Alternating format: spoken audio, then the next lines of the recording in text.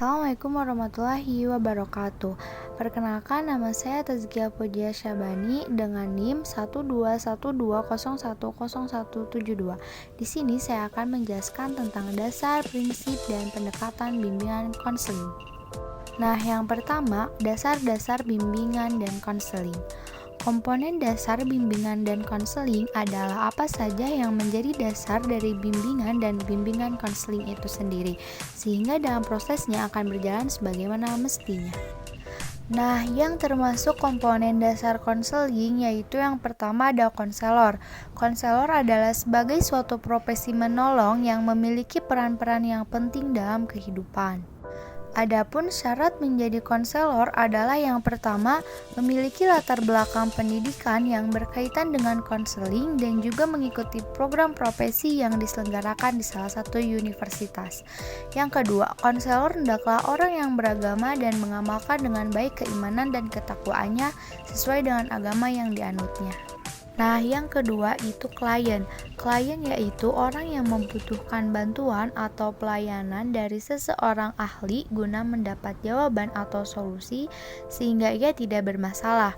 Adapun tujuan dari klien adalah tujuan klien yang datang menemui konselor itu bersumber dari ekspektasi klien mengenai masalah mendesak yang sedang dirisaukan oleh klien. Nah, yang ketiga itu ada teknik-teknik konseling. Yang dimaksud dengan teknik konseling di sini adalah cara-cara tertentu yang digunakan oleh seorang konselor dalam proses konseling untuk membantu klien agar berkembang potensinya serta mampu mengatasi masalah yang dihadapi dengan mempertimbangkan kondisi-kondisi lingkungannya, yakni nilai-nilai sosial, budaya, dan agama. Nah, selanjutnya prinsip-prinsip dalam bimbingan dan konseling.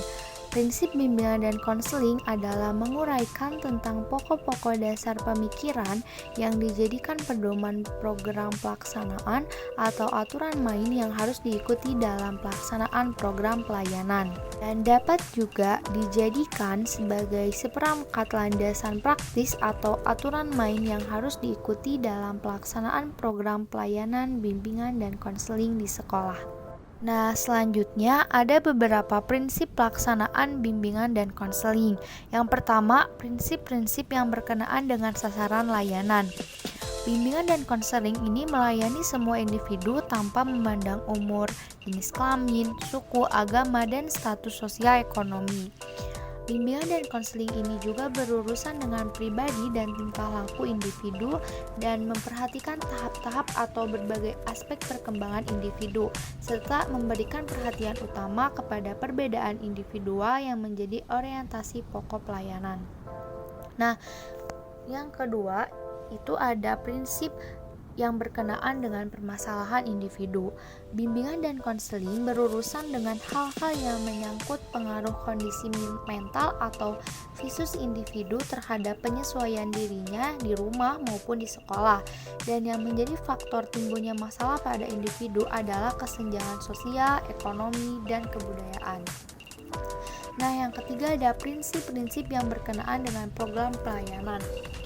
Yang pertama, bimbingan dan konseling merupakan bagian integral dari upaya pendidikan dan pengembangan individu. Yang kedua, program bimbingan dan konseling itu harus fleksibel, disesuaikan dengan kebutuhan individu, masyarakat, dan kondisi lembaga, serta disusun secara berkelanjutan dari jenjang pendidikan terendah sampai tertinggi. Nah, yang keempat itu ada prinsip-prinsip yang berkenaan dengan tujuan pelaksanaan pelayanan. Yang pertama, bimbingan dan konseling harus diarahkan untuk mengembangkan individu sehingga keputusan yang diambil dan akan dilakukan oleh individu hendaknya atas kemauan individu itu sendiri. Yang kedua, permasalahan individu itu harus ditangani oleh tenaga ahli dalam bidang yang relevan dengan permasalahan yang dihadapi. Nah, yang terakhir itu ada prinsip bimbingan dan konseling di sekolah. Nah, prinsip BK di sekolah ini menegaskan bahwa penegakan dan penumbuh kembangan pelayanan bimbingan dan konseling di sekolah itu hanya mungkin dilakukan oleh konselor profesional yang sadar akan profesinya dan mampu menerjemahkan ke dalam program dan hubungan dengan sejawat dan personal sekolah lainnya. serta memiliki komitmen dan keterampilan untuk membantu siswa dengan segenap variasinya di sekolah dan mampu bekerja sama serta membina hubungan yang harmonis dinamis dengan kepala sekolah. Nah, materi terakhir itu mengenai pendekatan dalam bimbingan dan konseling. Iis Haryati 2009 menyatakan bahwa setiap pendekatan itu memiliki pandangan yang berbeda tentang sifat manusia, pribadi manusia, kondisi manusia, dan lain-lain.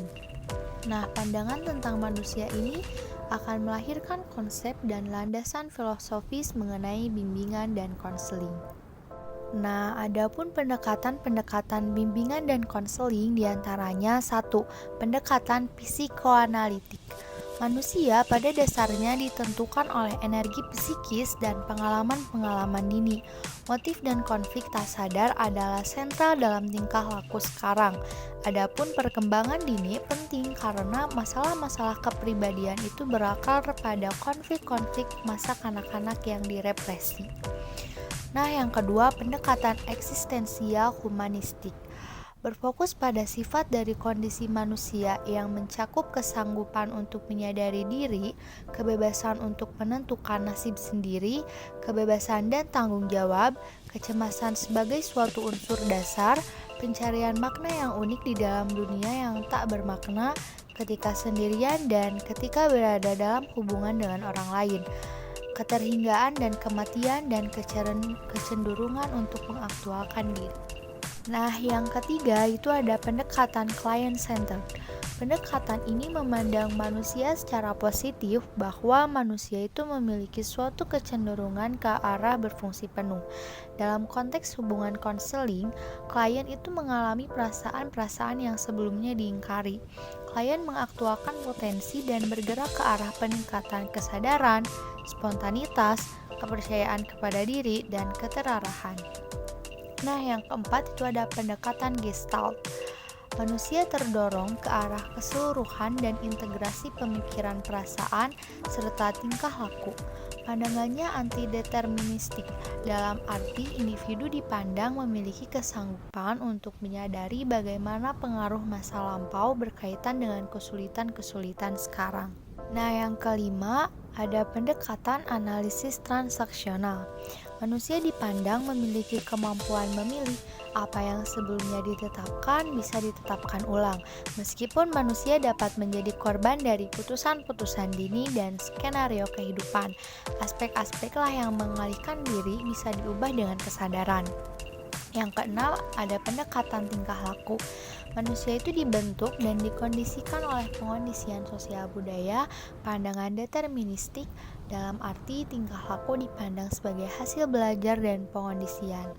Yang ketujuh ada pendekatan rasional emotif. Manusia dilahirkan dengan potensi untuk berpikir rasional, tetapi juga dengan kecenderungan-kecenderungan ke arah berpikir curang.